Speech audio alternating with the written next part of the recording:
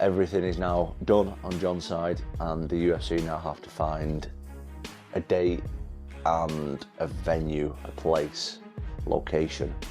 So we're waiting for that.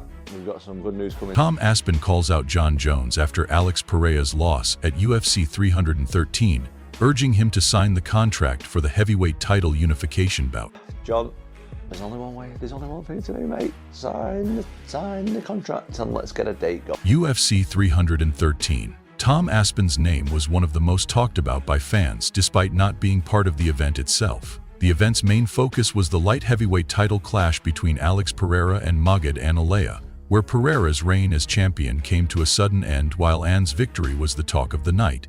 Aspinall saw an opportunity for himself.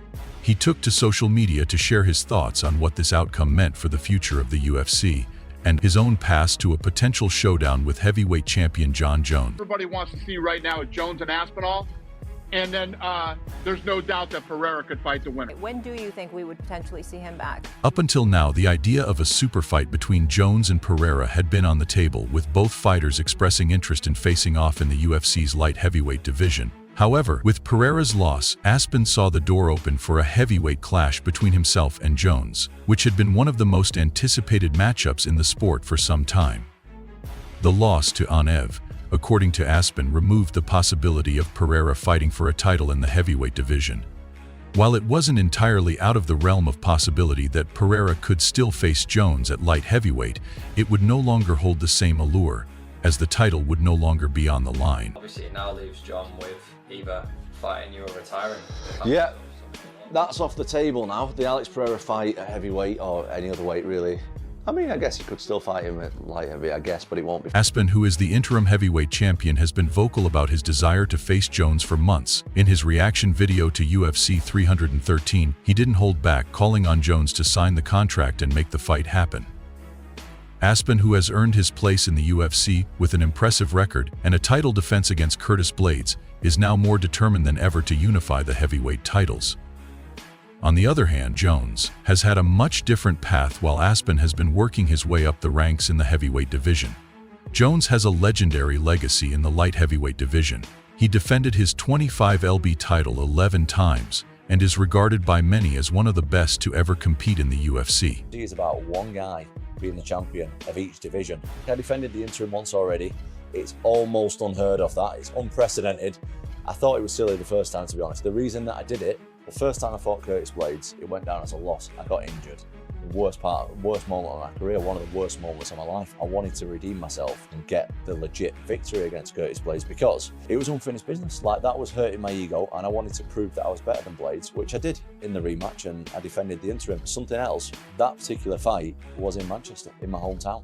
I wanted to fight in my hometown. I don't know if I'm ever going to be able to do that again in front of a sold-out, brand new Co-op Live arena in Manchester, England. I don't know if I'm ever going to have the opportunity to do that again. So for them two reasons, that's why I defended the interim. I'm not doing it again. Like, I've cleared out the rest of the division, undisputed, and that's it. I deserve a shot at being known as the best heavyweight walking around on planet. Jones, despite being one of the most decorated champions in UFC history, has been dismissive of Aspinall, saying the British fighter hasn't done enough to earn a fight with him. Aspinall's title defense against Blaydes was an impressive victory, but Jones has continually downplayed his achievement. This has led to frustration among fans who believe a fight between the two would be one of the biggest in UFC history. But for now, Jones seems focused on other priorities, including his past victories, such as his defense against Stipe Miocic after Jones defeated Miocic at UFC 309. Miocic announced his retirement from active competition. Annoying to me. He's annoying to me, and that's my own personal. He annoys me. I get to you guys, you find it entertaining, but I find him annoying, and I just don't like him. And at the end of the day, if I give him the opportunity to fight me, I want to be so compensated. I want to say it, I want that you money, honestly. And that's just what it is. That's just what it is. Or else, my life is perfect without him. I don't need him at all, and he needs me. And that's a good place to be in a negotiation. With Pereira's loss now a factor. It raises questions about whether Jones will still pursue a bout with the Brazilian. A potential fight between Jones and Pereira, which had been a popular topic of conversation in the MMA community, now seems unlikely in the short term. Pereira's loss has likely put a dent in the hype surrounding that potential matchup. But for Aspin, this could be a golden opportunity to push for his long-awaited fight with Jones. There's no way I make the Pereira fight. Okay. John's too big. Great wrestler. See how he took Stipe down in that first round? Yeah. I like Alex Pereira. I like him personally. But he's just the greatest of all time, right? It just doesn't make sense to make that fight. If they both want it bad enough and they're both fucking hounding me or something, maybe I would do it. It's just Alex Pereira is killing it. Look at his age and what he's doing right now. What's the reason to go up and fight a guy that's so much bigger than you and such? White has publicly acknowledged the situation surrounding Jones and Aspin. While there's been much speculation about why the fight hasn't been booked yet, White clarified that the holdup is not due to a lack of interest.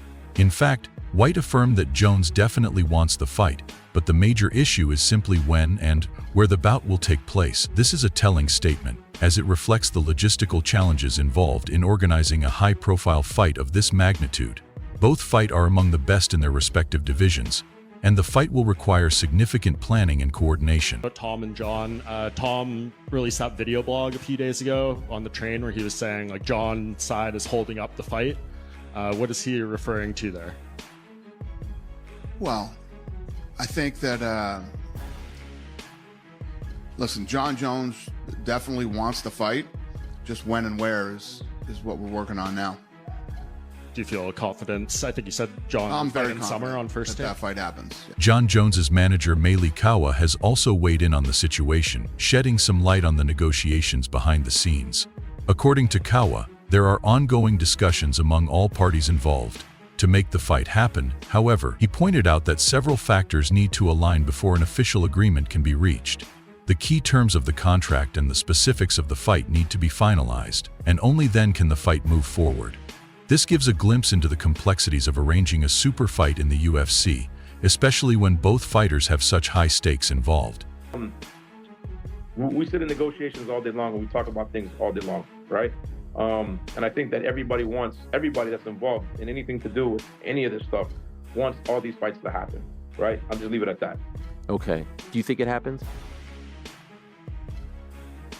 I think that it depends on certain things and whether or not everybody want to make those certain things happen. And if the answer to everybody else is yes, those certain things happen. Also touched on an important point in the ongoing narrative surrounding John Jones's career. While many fans may debate who the top fighter in the world is, Kawa is firm in his belief that Jones should be regarded as the #1 fighter in the world, one pound-for-pound fighter. His accomplishments inside the octagon, including his long reign as the UFC light heavyweight champion, his consistent dominance over elite competition, and his unmatched skill set all make a strong case for his position atop the rankings for Kawa. The debate isn't just about who is the best right now, but about respecting Jones's long-standing legacy and the level of competition he's faced throughout his career. He's the best in the world. I take it personal when people don't have him one in the pound-for-pound rankings. I think that while he's active as a fighter, he should be #1. I think, out of respect to what he's done, he has had the toughest strength of schedule that I think anybody in the history of the sport has had, especially as a champion. He's had the longevity as a champion that no one else has had. And I think whenever he's active, whether that means once a year or twice a year, he should be considered the #1 fighter in the world. Former UFC heavyweight champion Cain Velasquez remains unconvinced that Aspin could defeat Jones. He has studied Aspin's striking and noticed certain patterns that could make him predictable given Jones's ability to break down his opponents, identify weaknesses, and neutralize threats. Velasquez doesn't see Aspin finding a way to win. Jones is known for his meticulous approach to preparation, and Velasquez believes that his deep understanding of his opponent's tendencies would allow him to shut down Aspin's offense. He stated, "No, I don't think he does beat John Jones. So me just watching him, I kind of see his pattern. A little bit in his striking, the way he comes in and strikes. I think John sees it too, so I think with that, just cause JN studies, he does his homework. He's a master at this, he analyzes things, he studies you over and over again. I think just for that reason he's going to know what to do." So I don't think Aspinall beats JN. On the other hand, Colby Covington has taken a different stance, openly criticizing Jones and accusing him of avoiding a fight with Aspinall. Covington claims that Jones is fearful of the rising star and that by not taking the fight, he is damaging his legacy. His criticism extends beyond the fight game, as he also brings up Jones's past controversies to question his character. To get that win, but do you think Tom Aspinall's the guy to beat Jon Jones? For sure. John's scared of him. He's ducking him, man. He don't want to fight. That's why he's like, oh, I'll vacate the title. I'll fight the number 10 guy. Fucking scared. Why do people think Jon Jones is a GOAT? He literally destroyed his legacy by ducking Tom Aspinall. The guy's a fucking coward, and he's a woman beater. He beat his fucking John. Francis Andu has also weighed in, pointing out that Jones has shown reluctance to fight Aspen. While he acknowledges that Jones might not have much to gain from such a matchup, beyond financial incentives, he argues that for Aspen this fight could define his career. Ganu also poses an interesting question to fans, asking whether they would rather see Jones face Aspen or Alex Pereira. He suggests that Aspen presents the greater challenge, particularly due to his ground game and wrestling, which could test Jones more than Pereira's striking-focused skill set. He doesn't want Aspinall. Aspinall need that fight. I don't need it. When you look at it, pretty much true. There's nothing that he's going to make winning that fight if it's not money. But for Aspinall, that will be everything. Would you rather see him face Aspinall, or would you rather see him face Pereira? Aspinall will be a more challenging fight because Aspinall respond to a ground game better than Pereira. Aspinall will respond better in wrestling than Pereira. Israel Adna has shared his thoughts as well, speaking highly of Aspen and his father. He describes Aspen as a well-rounded and talented athlete with impressive speed. However, when it comes to grappling, Adesanya acknowledges that Jones's black belt level skills place him on another tier. He expresses uncertainty about how a fight between the two would play out, emphasizing that without them stepping into the cage together, it's impossible to know for sure. But Aspinall, he and his dad, cool dudes, lovely guys as well. But he's the same height as me, if not an inch taller, but thick. And I was like, fuck, you're a lot thicker than I would expect. And the speed, that's the thing that I'm like, okay, that's the danger. But again, grappling, he's a black belt. John it's different. But I don't know, man. They gotta fight, but if they don't ever... Mio has an understanding of what it's like to prepare for Jones and has offered his perspective on what Aspinall should expect if they fight Mio. Praises Aspen's power, movement, and overall ability, noting that his size and athleticism make him a danger opponent. However, he believes that Aspen's key to success would be his composure under pressure. According to Mioi, patience and smart decision-making would be crucial, and if Aspen can execute a solid game plan without rushing, he could hold his own. Avoid the liver shot. Yeah, I mean, what are you gonna do? But I think Tommy, that guy, he's super tough and he hits hard. He moves well. He's a big man. I think that he stays calm on the situation, and whatever happens, he just stays calm. I think he'll be fine. He pitches shots. He's smart what he does. And Daniel Cormier has provided insight into how Jones's weight could play a role in the fight. He believes that a leaner Jones at 215 pounds would be more effective against Aspen than a heavier version at 245 pounds. Cormier has observed that Jones's added weight has slightly reduced his speed, which was evident in his fight against Cyril Gane. He notes that Gane's movement created some challenges for Jones, and while Jones doesn't make many mistakes, his speed could be a factor against someone as quick as Aspen. If he's weighing 215, he would fight Tom Aspinall better than him weighing 245 pounds. In his 205 frame, he could fight Tom Aspinall better than he'd fight him at that 250 because that's not his weight class. While he didn't last long with Cyril, he didn't look as fast. He carried more weight. Cyril just did some weird stuff, and John, you don't make mistakes again. Chan Ali has also spoken about Jones' legacy and the risks involved in taking a fight against Aspen. Regardless of what happens, Ali believe Jones will always be considered one of the greatest fighters of all time. However, he points out that if Jones were to lose to Aspen, some might argue that he was past his prime, which could affect how people view his overall career. God damn. It's like you risk going down as no matter what, you don't have to fight again. Greatest of all time, people will say that. You're the greatest of all time, greatest of all time, Jon Jones. Or you risk it, go fight Tom Aspinall, possibly lose, and then it's like, he was the greatest. Frank Mir sees Aspinall as the toughest challenge for Jones at heavyweight, but still gives the edge to Jones due to his wrestling. Mir believes that Jones's ability to take opponents down, control them from the top and land damaging elbows, could be the deciding factor. He also states that even if Jones beats Aspen, it wouldn't drastically change how people view his legacy. as he is already widely regarded as one of the greatest fighters in history. But that being said, I still think John wins the fight just because of his wrestling. I think he puts, Tom on his back and is able to nullify his jiu-jitsu from being top position with his elbows and control. What does John win to take that fight, though? He goes out there and beats Tom. Is it really going to make or break his career? I don't think. Kamaru Usman considers Aspin the most dangerous heavyweight in the division right now and sees him as the biggest threat to Jones's reign. However, also emphasizes that Jones needs to prioritize securing his financial future, indicating that while the fight is intriguing, Jones has other considerations beyond just competition. Aspinall is the most dangerous heavyweight right now. 100% the biggest threat to pry that belt away from John Jones. But John has got to get that bag. Gets that bag. 30 million Kush. Wait, you keep saying 30. Don't be counting the man's pockets like that. Hey, relax. No, it's already, the word's already out there, man. People can't keep their mouth shut. 30 million. At the same time, he believes Jones's unbeaten career deserves to remain intact, allowing the veteran champion to retire without a blemish on his record in his view.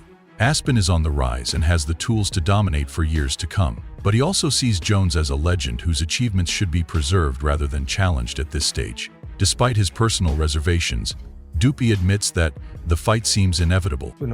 He's young, he's hungry. You have Jones, who is definitely at the end of his career, 38 years old. I don't need to see this because he's never been beaten. So I don't need to see John Jones fight Aspinall because I don't want either one of them to lose. I want John Jones to retire unbeaten. Of course, he had that DQ for 12-6, which is now legal, but unbeaten and the legend that he is. And I want him to retire and Aspinall goes on. The legend that he is. And I want him to retire and Aspin goes on to be the next big thing. Michael Biss has given high praise to Aspin, calling him the fastest, quickest, and most powerful heavyweight on the planet. In Bisping's eyes, Aspin should be considered the favorite against Jones, as he believes that no one in the division can currently beat him. While showing great respect to Jones, Bisping makes it clear that he sees Aspin as the top heavyweight right now.